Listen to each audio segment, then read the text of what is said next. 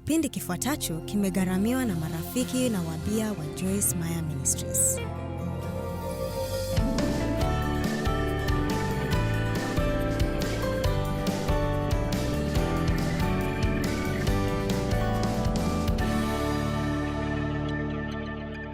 Je, unampinga shetani au unamsaidia shetani? Hiyo ndiyo mada ya mikutano yetu mitatu ya kwanza. Kisha nitachukua mwelekeo tofauti kidogo na mkutano wa mwisho, lakini yote itaambatana. Nitazungumza nanyi wikendi hii kuhusu shetani kwa sababu nahisi kana kwamba Mungu anataka nifanye hivyo. Na unajua, kwa baadhi ya watu hiyo si mada ya kupendeza sana. Sijui kama nitarudi, sitaki kuzungumza kuhusu shetani. Basi wacha niwaambie kitu, shetani ana haja sana na wewe. Kwa hivyo pengine unapaswa kuwa na haja na yeye zaidi, kwa sababu ana mbinu nyingi na mipango aliyopanga kwa uangalifu mkubwa, na kitu kibaya zaidi ambacho tunaweza kufanya ni kukosa kumfahamu vizuri au kumpuuza. Nilienda kanisani kwa miaka mingi sana, yamkini sijui angalau kwa miaka 10 nilienda mara kwa mara. Mimi na Dave tulishiriki sana katika kanisa na nilipata msingi mzuri sana wa ukombozi, lakini sina budi kuambia kwamba baada ya miaka 10 ya kuwa katika kanisa hilo sikuwahi kusikia ujumbe kuhusu jinsi tunavyoweza kuwa na mamlaka juu ya adui, jinsi tunavyohitaji kumpinga shetani, tunahitaji kumkemea adui. Kile nilichojua ni kwamba ibilisi yupo, lakini sikujua kwamba yeye ndiye chanzo cha matatizo yangu. Sikujua kwamba yeye ndiye aliyefanya kazi ndani ya babangu na kumfanya nidhulumu kingono nilipokuwa bado nakuwa. Sikujua kwamba yeye ndiye aliyemfanya mamangu awe na hofu kiasi kwamba hakuweza kukabiliana na hali hiyo, na jambo hilo hatimaye lilimfanya awe na matatizo ya kiakili. Nililaumu watu kwa matatizo yangu. Cha kusikitisha pia nilimlaumu Mungu, lakini sikupata kujua chanzo hasa cha matatizo yangu. Na Biblia inasema kwamba hatupigani na nyama na damu. Sasa nisikilizeni. Najua sisi sote hufikiri kwamba matatizo yetu ni watu, na watu bila shaka wanaweza kuwa tatizo, lakini ni adui ndiye anayefanya kazi kupitia watu. Kwa hivyo tunapokabiliana na watu bila kujua chanzo hasa cha matatizo yetu, adui anafurahia sana. Kushindana kwetu sisi si juu ya damu na nyama, bali ni juu ya falme na mamlaka, juu ya majeshi ya pepo wabaya katika ulimwengu wa roho. Tunahitaji kujifunza jinsi ya kukabiliana na adui. Sidhani tunapaswa kuishi tukimfikiria shetani kila wakati. Lakini wakati mwingine tunapaswa kuelewa kwamba ni sharti tuwe na misimu katika maisha yetu ambapo tunakuja kinyume naye, na pia tunapaswa kujifunza kumtambua vizuri wakati adui anafanya kazi, na kwa haraka tuchukue hatua kama ile Yesu alichukua dhidi yake. Rudi nyuma yangu shetani, na kukemea shetani, wewe ni mwongo. Neno linasema hivi, tukiketi bila kufanya chochote, tutakuwa tunampa nafasi ya kutukabili vikali. Una adui. Hafurahi akiona unajaribu kumtumikia Mungu. Kila unapokuwa karibu kupanda juu zaidi, uinuliwe katika kiwango cha juu zaidi katika mambo ya kiroho, kifedha, chochote kile, mimi daima husema kiwango kipya, shetani mpya. Daima utakumbwa na makabiliano ya aina tofauti katika kila kiwango unachopanda. Na naweza kuambia ukweli kwamba haiwezekani kabisa kwa mtu yeyote kupata mafanikio yoyote kama muumini ikiwa haelewi jinsi ya kukabiliana na adui wake. Amen. Na baadhi yenu yamkini mko jinsi nilivyokuwa nilipokuwa nenda kanisani kwa miaka hiyo yote, na unajua, nilisikia kuhusu wema wa Mungu, lakini hata sikujua kwamba ibilisi ni kiumbe halisia. Nilimwona ibilisi kama kama mhusika katika sherehe ya Halloween ambaye alivalia pajama nyekundu, mwenye mkia mrefu na uma mkubwa. Unajua, mavazi ya Halloween yaliuzwa, mtu angevalia kama ibilisi kama angetaka, na sikuelewa mambo hayo. Sikujua yeye ni nani hasa. Na unajua, ikiwa huna ufahamu na hujui kile unachokabiliana nacho, basi ni rahisi sana kushindwa. Kwa hivyo tunaweza kumpinga shetani, lakini ikiwa hatujui kile tunachofanya, tunaweza kumsaidia shetani. na nataka kuhakikisha kwamba sifanyi hivyo na wale ambao nina nafasi ya kuwafundisha pia hawafanyi hivyo. Basi kwanza hebu tuzungumze kwa dakika moja kuhusu kwa nini dhiki huingia maishani mwetu. Nadhani daima sisi huuliza swali hilo la kwa nini. Hilo ni swali ambalo watu hawataacha kuliuliza. Basi nitaeleza sababu 3 kwa nini dhiki hutokea. Kwanza kabisa, tunaishi katika dunia ya dhambi, na mara nyingi sisi huona matunda ya laana ya jumla iliyo duniani kwa ajili ya dhambi. Kwa hivyo tunapokuwa na dhiki ni kwa sababu dhiki ipo duniani. Dhiki imeenea dunia nzima. Yesu alisema ulimwenguni mnayo dhiki. Kwanza kabisa, wacha niseme, vipindi vya dhiki si vipindi ambavyo unahitaji kujaribu kung'amua chochote. Huwa tunapoteza muda wetu mwingi tukiuliza Mungu, kwa nini? Kwa nini? Sielewi. Sidhani hilo ni jambo baya kumuuliza Mungu. Lakini ikiwa hata kuonyesha chochote, usijaribu kutia juhudi zaidi ya kujaribu kubuni sababu zako mwenyewe. Ni kana kwamba sisi wa Kristo daima huwa tunataka kuwa na sababu ya kila kitu. Ni kwa sababu ya hiki, ni kwa sababu ya kile. Wakati mwingine ni kwa sababu tu unaishi duniani. Unajua, ni rahisi hivyo. Huo ni wakati wa kuweka imani yetu katika Mungu na kumtumainia kikamilifu. Wakati mwingine hata kama imani yetu inaonekana ni ya kipumbavu, tuamini kwamba atatulinda na kutuongoza, na hatimaye katika wakati wake unaofaa atatuondoa katika dhiki yetu. Wangapi kati yenu mmewahi kuwa na matatizo makubwa maishani mwenu na Mungu akawatoa katika matatizo hayo, na sasa hamna matatizo hayo tena? Haya basi. Amen. Vizuri sana. Mungu daima ni mwaminifu na hafanyi kazi yake kulingana na ratiba yetu ya muda. Amen. Wakati mwingine yeye hutuacha katika dhiki kwa muda mrefu wa kutosha ili tujifunze kitu fulani. Na hata pengine si kwamba nasema nitakufundisha adabu kwa sababu unafanya makosa. Huenda ni kitu ambacho tunahitaji kujifunza itakayotusaidia siku za usoni. Na kusema ukweli, naamini mambo mengi ambayo nimepitia maishani mwangu Mungu angeniweka huru kutokana nayo, lakini nafikiri alitaka niyapitie kwa sababu ya kile ambacho ameniita nifanye. Na naposimama hapa na nizungumze nanyi kuhusu mambo tofauti anayotaka myafahamu vyema, si kwa maneno tu, lakini mambo mengi ninayosema hapa mimi mwenyewe nimeyapitia. Na Biblia inasema katika Zaburi kwamba tunajifunza kupitia neno la Mungu na kupitia yale tunayopitia maishani. Baadhi ya vitu tunajifunza kwa kusoma tu neno la Mungu, lakini unapopitia hali fulani, naelewa hofu inayoletwa na saratani kwa sababu nilikabiliana na hali hiyo miaka 25 iliyopita. Naelewa ugumu wa kuacha tabia kuvuta sigara kwa sababu nilipitia hali hiyo karibu miaka 40 iliyopita. Unapopitia hali fulani maishani mwako, utakuwa na kiwango cha juu zaidi cha huruma. Na mtu anayejaribu kuhudumia watu wengine bila huruma, ni huduma yake si kazi bure tu, bali pia ni jambo linalokera sana. Hakuna kitu kibaya kuliko mtu anayejaribu kukuhubiria ili hali hajui kabisa kile anachozungumzia. Amen. Na baadhi ya hali unazopitia, huenda unayapitia ili upate uzoefu utakaokusaidia siku za usoni. Na nafikiri kwamba wakati mwingine tunaona kwamba Mungu hata tuweka huru wakati tunaotaka kuwekwa huru, kwa sababu anataka tusalie imara na tuwe ushuhuda mzuri kwa watu wengine walio karibu nasi. Unajua, Biblia kamwe haisemi kwamba sisi kama Wakristo hatutakuwa na matatizo. Kwa kweli tuna matatizo kama yale ya watu wa dunia, lakini tunakabiliana nayo kwa njia tofauti. Tunakabiliana nayo kwa njia tofauti kabisa. Kwa hivyo ni rahisi sana kuona mahali nuru iko na mahali giza lipo. Ni rahisi sana kuona, unajua, huwa nafadhaika sana kila wakati kitu kisipoenda kama ninavyotaka, lakini wewe unaonekana mtulivu kila wakati. Nini kinaendelea hapa? Na hatimaye, kwa mfano, Deva ananishuhudia kuhusu kusalia na amani katika kila hali. Hiyo iliathiri sana maisha yangu. Kuambiwa tu na mtu kwamba anapaswa kusalia na amani katika kila hali haingenifaidi chochote, kwa sababu kusema ukweli hata sikujua amani ni nini. Nililelewa katika familia iliyokuwa na matatizo makubwa, na daima kulikuwa na ugomvi, hasira na vita nyumbani kwetu. Kwa hivyo kuniambia tu unahitaji kuwa na amani, singeelewa jambo hilo kabisa.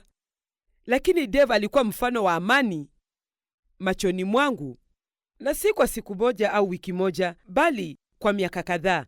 na nikawa na hamu ya kuwa na kile alichokuwa nacho, na nikaanza kuona kwamba ikiwa naweza kuwa hivyo, basi nami pia naweza.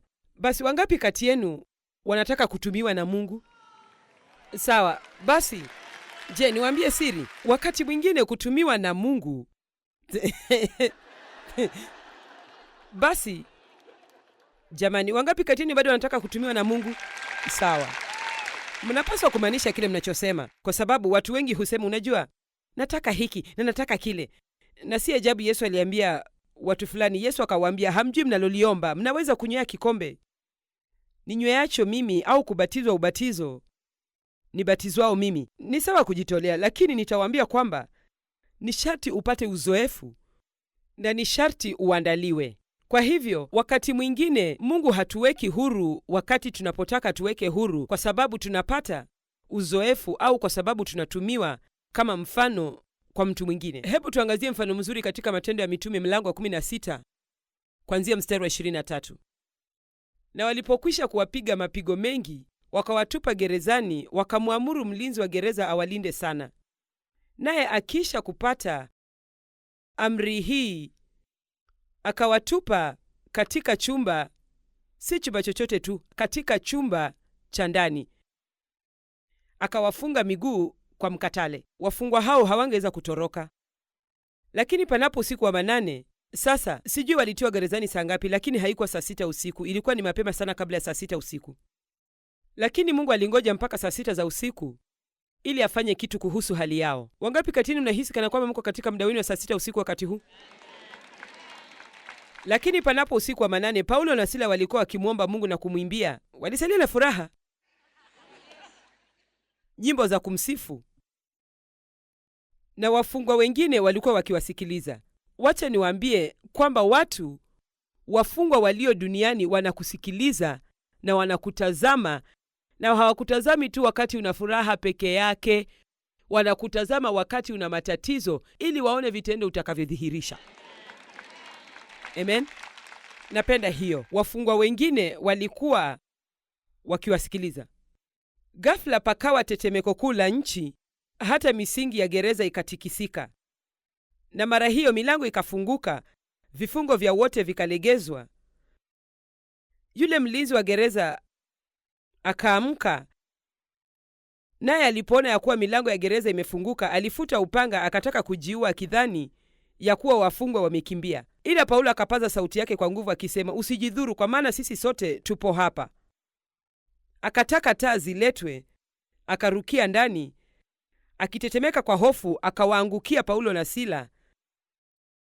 Kisha akawaleta nje, akasema, bwana zangu, yanipasa nifanye nini nipate kuokoka?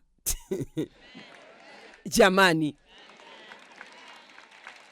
Wakamwambia, mwamini Bwana Yesu, jisalimishe kwake, wacha kujishughulikia mwenyewe. Elezo zuri lilioje la maana ya kuokoka. Mwamini Bwana Yesu Kristo, jisalimishe kwake, wacha kujishughulikia mwenyewe, na umwamini Mungu akushughulikie. Amen. Nawe utaokoka. Nawe utaokoka pamoja na nyumba yako. Sasa hebu sikilizeni hii mstari wa 32 na 33. Wakamwambia neno kanuni kuhusu kupokea ukombozi wa milele katika ufalme wa Mungu kupitia Kristo la Bwana, yeye na watu wote waliomo nyumbani mwake. Akawakaribisha saa ile ile ya usiku, akawaosha mapigo yao, kisha akabatizwa yeye na watu wake wote wakati huo huo. Napenda hiyo. Basi kwa nini Mungu aliwaacha hapo mpaka saa 6 ya usiku? Ili mtu ajionee ushuhuda wao, aone jinsi walivyokuwa imara, awasikie wakimsifu Mungu katika wakati mgumu. Na haya yote hayakuleta ukombozi kwa askari jela huyo peke yake, bali pia kwa familia yake yote. Jamani, unatazamwa.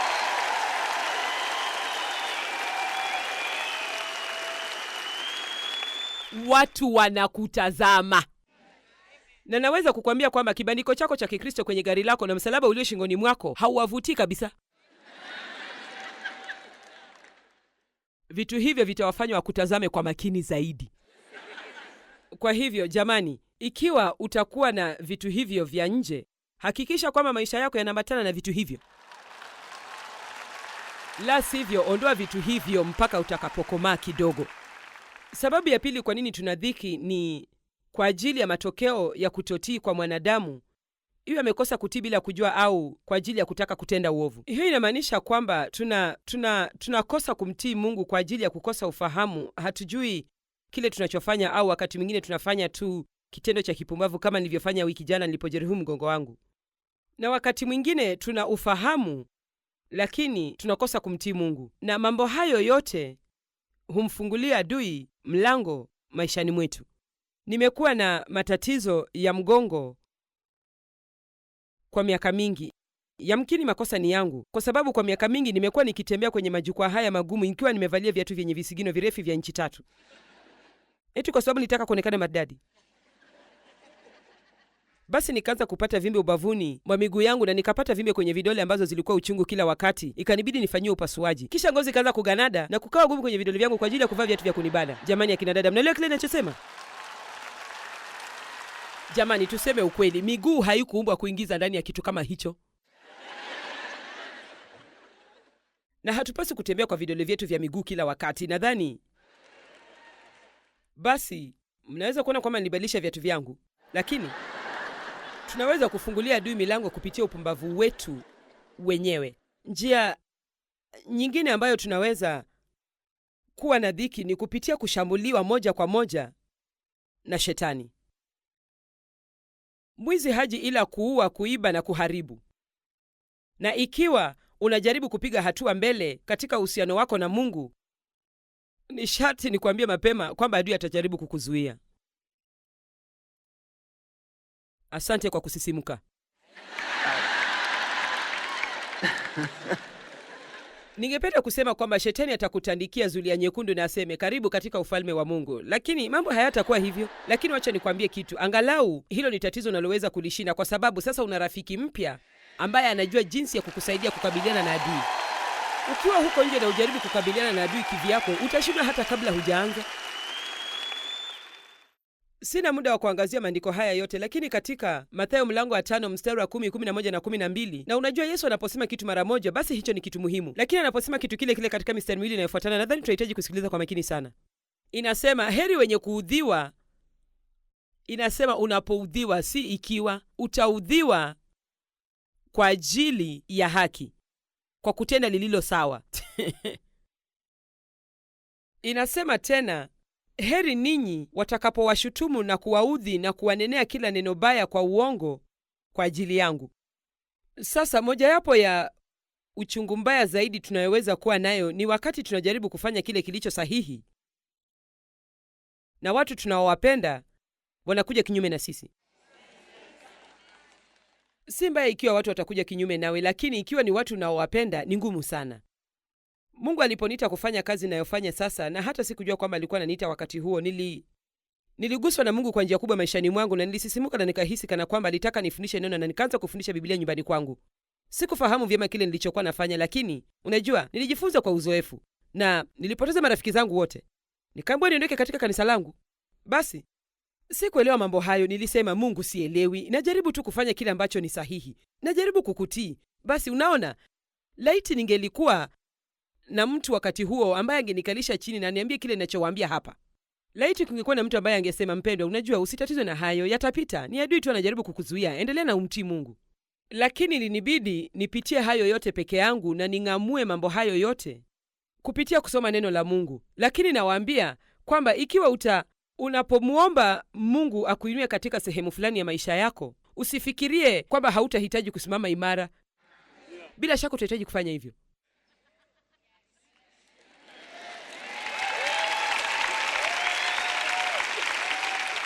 Kisha mstari unaofuata unasema thawabu yenu ni kubwa. Napenda hiyo.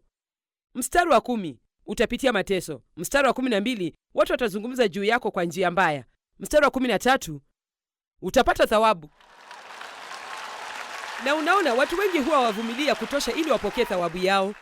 Wanakata tamaa mambo yanapokuwa magumu, na huwa wanarudi nyuma kabisa, au wanaanza kulegeza msimamo wao, na wanaanza kuishi mguu mmoja ukiwa duniani na mwingine katika ufalme, kwa sababu hawataki watu wafikirie wewe ni mlokole wa Yesu. Jamani, sasa na mimi pia ndugu, usifikirie kubadilika. Nampenda Yesu, yeye ni maisha yangu, na nataka kila mtu ajue hivyo.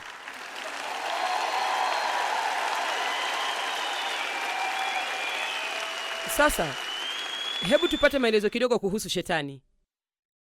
Hapo mwanzoni aliitwa Lucifer. Aliumbwa na Mungu kama malaika mwenye uhuru wa kuchagua. Alikuwa malaika mkuu, na malaika wakuu ni malaika wa ngazi ya juu zaidi, wenye mamlaka na majukumu makubwa. Sasa hebu tuangazie Ezekieli mlango wa 28 kuanzia mstari wa 13. Jamani, tayari nimeshajua nafasi yangu. Mungu yuko pamoja nami. Nimekombolewa. Ulikuwa ndani ya Edeni, bustani ya Mungu. Kila jiwe la thamani lilikuwa kifuniko chako. Akiki na yakuti ya manjano na almasi na zabarajadi na shohamu na yaspi na yakuti samawi na zumaridi na baharami na dhahabu. Alikuwa amepamba kwa mawe hayo yote ya thamani. Kazi ya matari yako na filimbi zako, hizo ni ala za mziki, ilikuwa ndani yako katika siku ya kuumbwa kwako, zilitengenezwa tayari. Basi Mungu aliumba mawe hayo yote ya thamani yaliyotajwa hapa kwa ajili ya Lucifer. Wewe ulikuwa kerubi mwenye kutiwa mafuta afunikae, nami nalikuweka hata ukawa juu ya mlima mtakatifu wa Mungu. Umetembea huko na huko kati ya mawe ya moto, kama ile njia ya johari zinazong'aa ambayo Mungu wa Israeli alitembea juu yake katika mlima wa Sinai. Ulikuwa mkamilifu katika njia zako tangu siku ile ulipoumbwa, hata uovu ulipoonekana ndani yako. Kwa wingi wa uchuzi wako watu walikujaza udhalimu ndani yako, nawe umetenda dhambi. Kwa sababu hiyo nimekutoa kwa nguvu katika mlima wa Mungu. Wow! Maelezo mengine zaidi. Wataalam hawakubaliani, lakini wengi wanaamini kwamba Shetani alikuwa msimamizi wa nyimbo za sifa, na mwili wake ulikuwa na ala za mziki ndani yake. Kwa hivyo kile alichofanya kilikuwa ni kitu cha kuchukiza sana, tukizingatia umaridadi ambao Mungu alimpa na nguvu ambayo Mungu alimpa, nafasi ambayo Mungu alimpa, uhusiano wa karibu aliokuwa nao na Mungu. Sasa sikiliza kile kinachotokea. Isaya 14 mstari wa 12. Jinsi ulivyoanguka kutoka binguni, ewe nyota wa alfajiri, mwana wa asubuhi. Hayo ndiyo yalikuwa majina yake hapo mwanzoni. Jinsi ulivyokatwa kabisa, ewe uliyewaangusha mataifa, ewe mfalme wa kishetani wa Babilonia mwenye kukufuru. Nawe ulisema moyoni mwako. Sasa sikiliza hii, kwa sababu katika mistari miwili anasema nitafanya hiki na kile mara 5. Alikuwa na uhuru wa kuchagua, na hivi ndivyo alivyotumia uhuru wake. Nitapanda mpaka mbinguni, nitakinua kiti changu juu kuliko nyota za Mungu, nami nitaketi juu ya mlima wa mkutano katika pande za mwisho za kaskazini. Nitapaa kupita vimo vya mawingu, nitafanana na yeye aliye juu. Basi hili hapa jibu la Mungu: lakini utashushwa mpaka kuzimu, mpaka pande za mwisho za shimo, sehemu ya wafu. Kwa hivyo Shetani alipoanguka, alipotimuliwa kutoka mbinguni, maandiko mengine yanasema aliondoka na theluthi moja ya malaika. Na hivyo basi sasa tuna Ibilisi na jeshi lake la mapepo ambao hawaishi tu katika kuzimu na sehemu za chini zaidi za dunia, bali pia wanatembea duniani na wako katika anga iliyo juu ya dunia. Sasa najua kwamba baadhi yenu yamkini mnafikiri haya ni mambo ya kuogofya sana. Ni kwa sababu kama hamjawahi kusikia kitu chochote kama hiki. Unajua ni nini? Mimi kama mwalimu nilihisi kana kwamba Mungu alitaka nihakikishe mnajua kwamba Ibilisi yupo hai kabisa ulimwenguni, na kwamba yeye ndiye chanzo cha kimsingi cha dhiki yenu, na ni sharti mjifunze ni sharti ujifunze wewe ni nani katika Kristo, mamlaka na uwezo ulio nao, na ni sharti uanze kutumia mamlaka hayo, kwa sababu mamlaka ni bure ikiwa hutayatumia. Na hatupaswi kuwa Wakristo wavivu na tutarajie kwamba Shetani hata tukanyaga.